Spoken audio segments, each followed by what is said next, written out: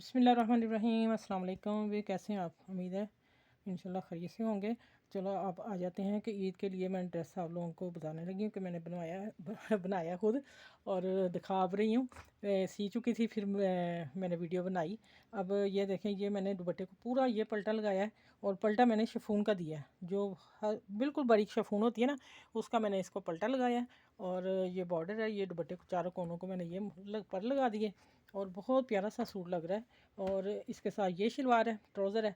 और अब आ जाते हैं कि ये इसका कट देखें, देखें कट और पट्टी बना के ऊपर मैंने मर्ड के बटन लगा दिए और गोल गला रखा है प्यारा सा। और अब आ जाते हैं बाजू, जो मज़े के हैं। अब ये हैं आस्तीन डिज़ाइन वाले। ये था साड़ी का जिससे मैंने दुपट्टा और शर्ट बनाई। अब इसका बाजू मैंने ये बनाया झालर वाला, जिसका मैंने पल्टा लगाया, उसी का ही मैंने ये प्लेट डाल के तो इसको मैंने फ्रिल लगा दी। और नीचे देखें पल्टा भी कितना चौड़ा लगाया है खूबसूरती लगने के लिए। ये देखें माशाल्लाह इतना चौड़ा पल्टा लगाया है। चलें, आप भी, बाजू बहुत खूबसूरत है, आप भी बनाइएगा ईद पे और मुझे दुआ में याद रखिएगा। फिर अगली वीडियो में इंशाल्लाह ताला आप लोगों से मिलती हूँ।